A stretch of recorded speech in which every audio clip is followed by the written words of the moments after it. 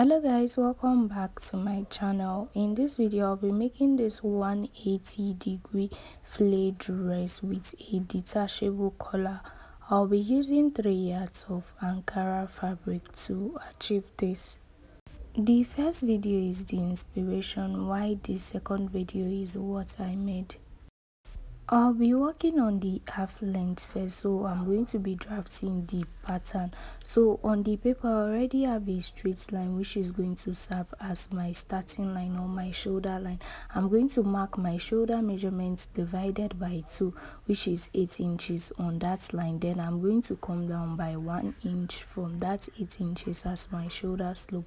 From the shoulder slope I'm going to mark my round armhole measurements divided by 2, which is also 8 inches. I'm going to mark it down there. For the neckline I'll be taking the width of 3 inches and the depth of 3 inches, and I'm going to be connecting the 2 points together. Then I'm going to connect the tip of the neckline to my shoulder slope in a slanted way like this. I earlier came down by 8 inches as the length of my armhole line, so I'm going to connect that 8 inches to the shoulder slope on a straight line like this. Then I'm going to rule a straight line across that armhole line, which is going to serve as my chest line. So as you can see, my paper already have all my vertical lines on it. From my shoulder to my bust point is 10 inches. From my shoulder to my waistline is to my under bust line is 13 inches, and from my shoulder to my waistline is 15 inches plus 1 inch seam allowance. So I'm marking the midpoint of my armhole line. I divided my armhole line into 2, which is 4 inches, and I went in by half an inch from the midpoint. Then I'm going to connect the midpoint to my shoulder slope. Then I'm going to mark my bust measurements divided by 4 on my chest line, and I'm going to connect the midpoint to it like this. For the darts, from the center of the paper from my bust line, I'm going to mark my nipple to nipple measurements, which is 8 inches divided into 2 will give me 4 inches. So I just marked down 4 inches on my bust line. Then I'm going to extend that point to my waistline on a straight line like this. So on both sides of the dart line, the side going towards the center of the paper, I'm going to go out by half an inch. Then the other side I'm going to go out by 1.5 inch like this. Then I'm going to connect both dots to my under bust line on a straight line.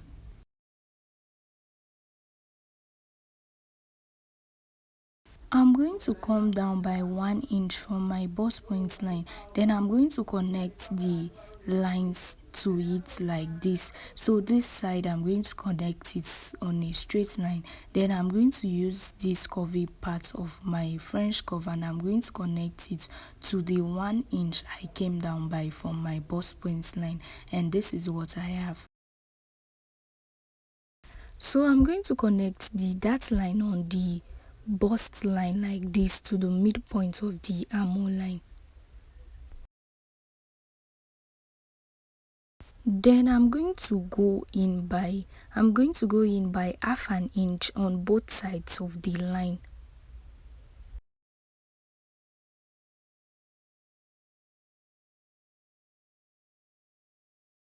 Then I'm going to connect both the half an inch to the dart line like this.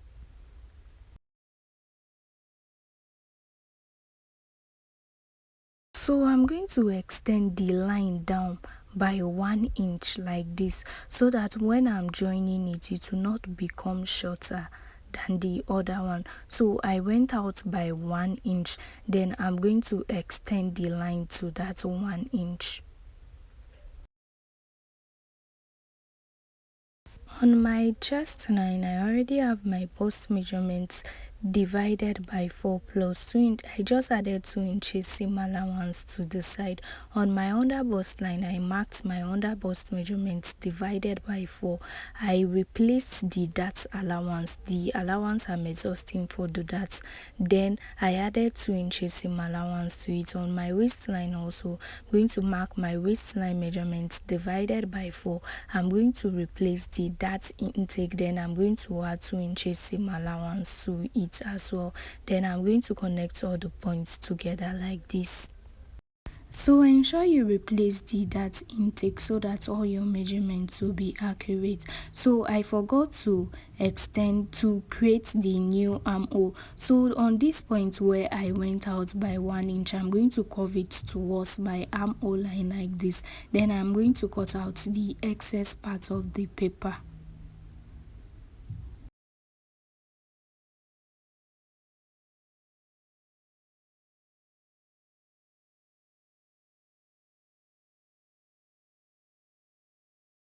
So this is what the pattern looks like after I unfold it.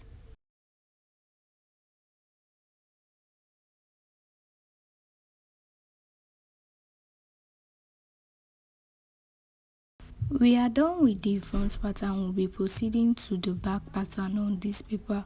We'll just be drafting a normal back pattern. So I already have a straight line on this end which is going to serve as the zipper allowance.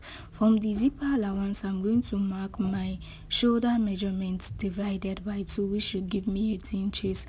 I'm going to come down by 1 inch as my shoulder slope. For the neckline, I'm going to be taking the depth of 1 inch and the width of 3 inches. You can see I'm taking the neckline measurement after my zipper allowance line. So I'm going to connect the dots together and extend the neckline to the zipper allowance like this. Then from the tip of the neckline, I'm going to slant it to my shoulder slope like this. For my shoulder slope, I'm going to mark my round armhole measurements divided by 2, which is 8 inches, and I'm going to connect it to the shoulder slope on a straight line. Then I'm going to slant that line out to the other side of my paper on a straight line. The top of the paper is going to serve as my starting line, so I'll start taking my vertical measurement. From my shoulder to my bust point is 10 inches, which I just marked down. Then from my shoulder to my waistline is 15 inches. So I'm going to roll out straight lines on the dot I marked. So the end of the paper is the 15 inches. The allowance I added to the front earlier, I'll be adding to the back on my fabric. On the bust point line, I'll be taking the darts for the back. So I went out by 4 inches from my zipper allowance line. That is my nipple to nipple measurement divided by 4. I went out by half an inch divided by 2, sorry. I went out by half an inch on both sides of the dart line, and I connected it back to the top of the dart line like this. So on this point, I'm going to be marking my bust measurement divided by 4 plus 2 inches seam allowance. Then I'm going to blend the armhole towards that area, towards the allowance I added to that line, so that my armhole will be well blended. Then on my waistline, from the zipper allowance line, note I'm taking all this measurement from after the zipper allowance line. I'm going to mark my waist measurements divided by 4. I'm going to replace the dart intake and add 2 inches seam allowance to it.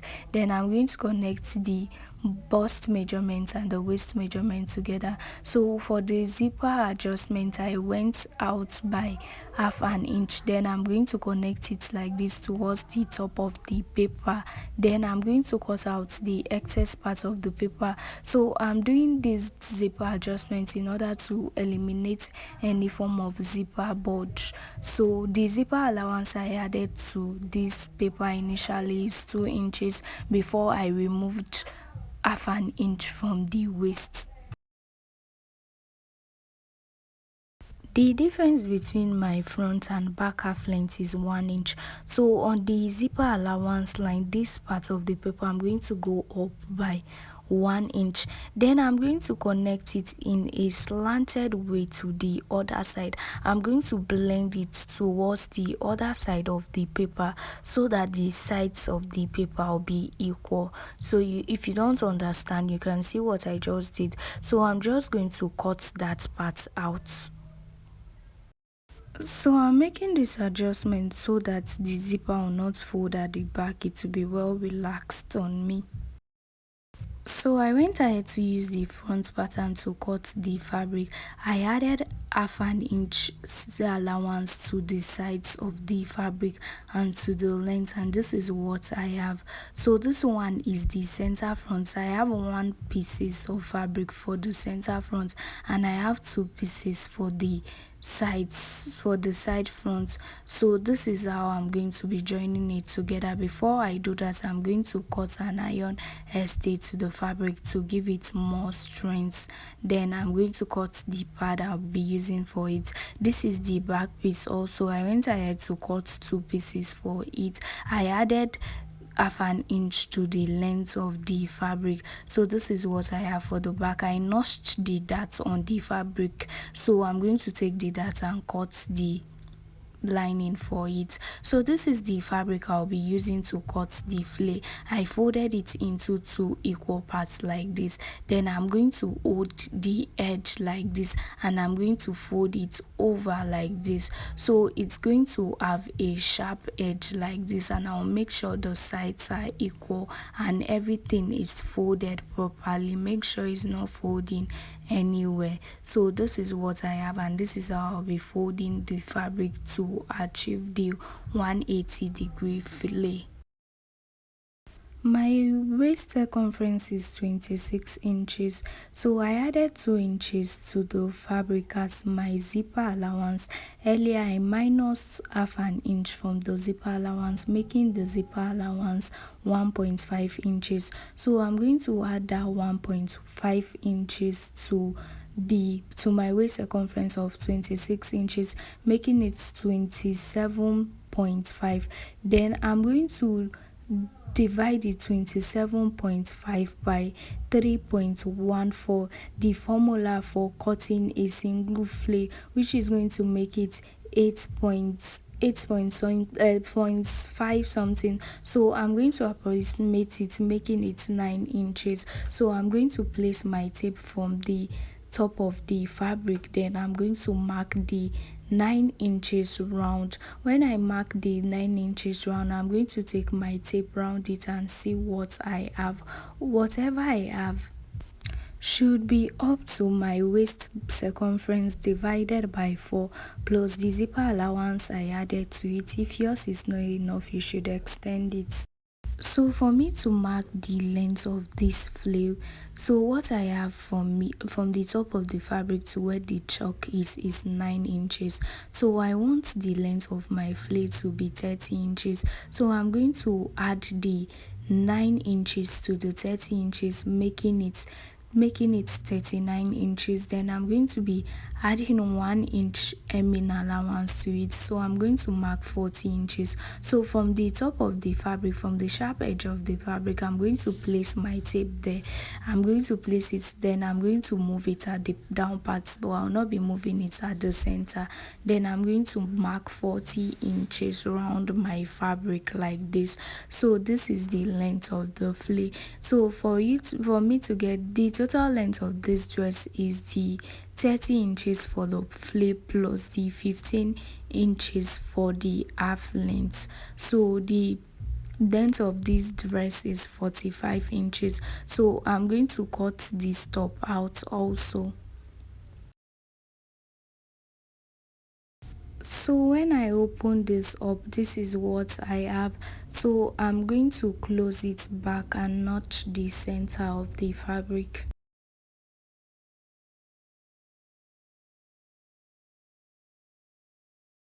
For the sleeves, my fabric is already folded into 4 because I'll be cutting the two sleeves together. So at the top of the fabric, I'm going to roll a straight line, which is going to serve as the starting line. Then I'm going to come down by 4 inches from the starting line. Then I'm going to roll a straight line across the dots I made.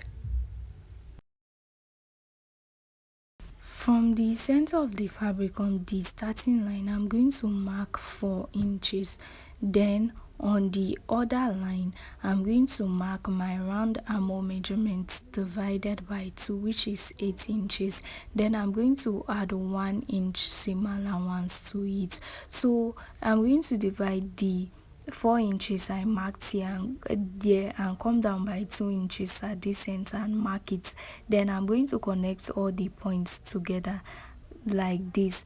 Then I'm going to go out by 1 inch from the center of the line like this. Then I'm just going to blend it together like this. I'm basically using my free hand to do it. On this point, I'm going to mark my round arm measurement divided by 2 plus 1 inch seam allowance, which is 7 inches. So for the length of the sleeves is going to be 8 inches. So I marked 8 inches. I just marked 8 inches and I'm going to roll out a straight line. Then I'm going to connect the line together like this to the length of the sleeves. Then I'm going to cut out the excess parts from the fabric.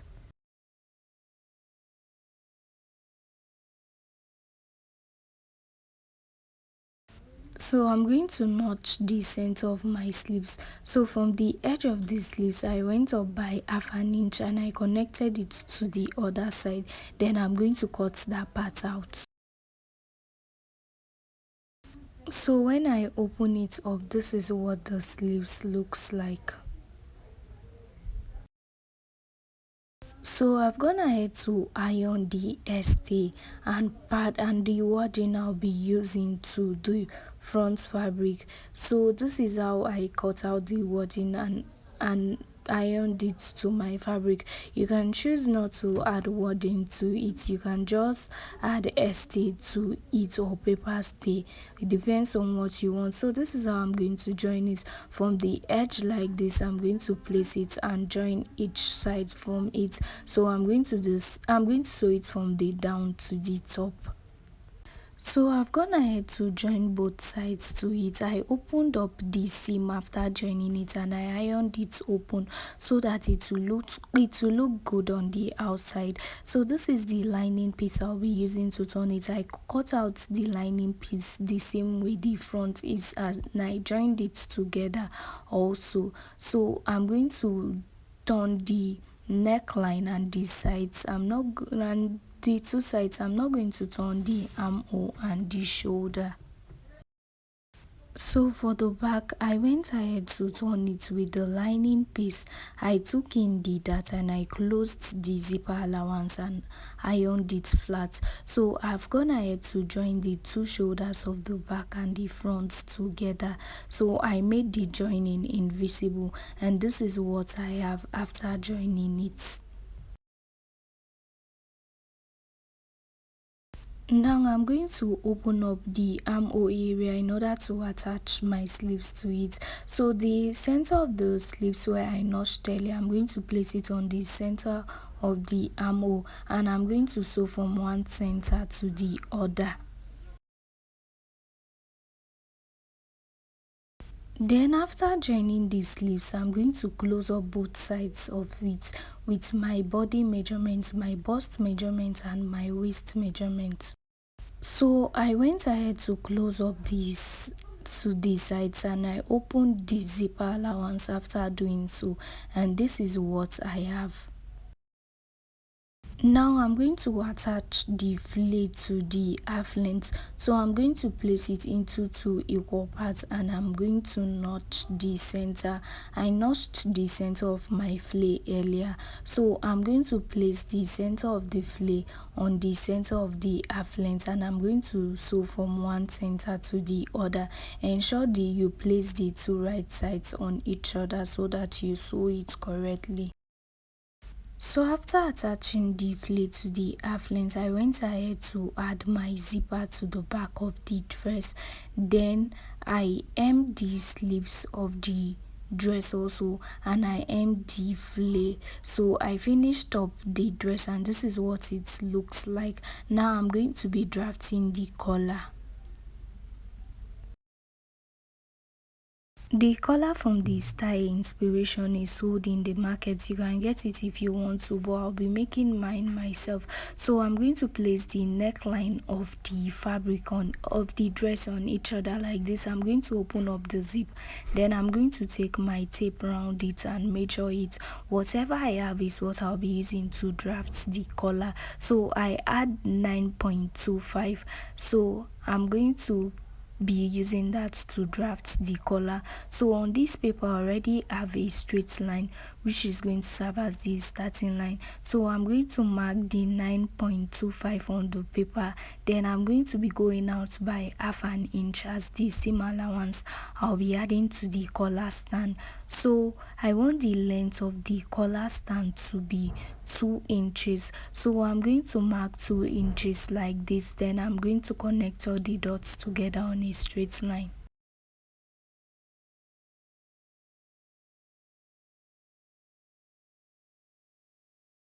Then I'm going to connect the side of the line to the half an inch earlier. So this is what I have for the stand. So this side of the collar, this side where my tape is the back of the collar. So I'm going to go out by I'm going to go up by half an inch from the starting line, and I'm going to blend it towards the line like this. This other side is the front of the collar stand, while the other side I went up by half an inch is the back. So before I take the length of the collar, I'm going to be going out by 1 inch like this. I'm going to extend the line by the 1 inch. Then from that 1 inch I'm going to go up by 4 inches. That will be the length of my collar. It depends on how long you want the collar to be. For mine, I want to use 4 inches. Then on this other side, which is the back, I'm going to be marking 3.5 inches. Then I'm going to connect the I'm going to connect the line to these new dots like this. So I'm going to slant the top of the collar to the original length of the collar stand like this. So you can give it whatever shape you want. So this is the shape I want. So you can decide to use your free hand to style the collar, but I just want mine to be like this. So I'm going to cut out the excess part of the fabric. So the one down is the collar stand which I just cut out from it, and this is the main collar. So I'll be using this chantilly net and this white fabric. So the chantilly net is for the main collar. I'll be cutting 4 pieces for the main collar. So 1 piece is for the as the main piece and 1 piece is as the lining. Then I'll be cutting 2 pieces for the collar stand. So I've gone ahead to cut it, and this is what I have. So I have 4 pieces here. So I'm going to use the lining piece to turn it round. I'm just going to leave the down part in order to be able to turn it over to the right side. So I'm done turning the 2 collar, and this is the collar stand. This is what I have. So I'm going to place the right side of the collar stand facing me like this. Then before I place the main collar on it, I'm going to fold it into 2 equal parts. Then I'm going to notch the center. Then I'm going to open it up. So from the center, I'm going to be going out by half an inch from the center I notched. So on this side I'm going to go out by half an inch and mark it. Then on the other side I'm going to go out by half an inch and mark it. So I'm going to be placing my collar from where the chalk is on the fabric. So this is the front of the collar.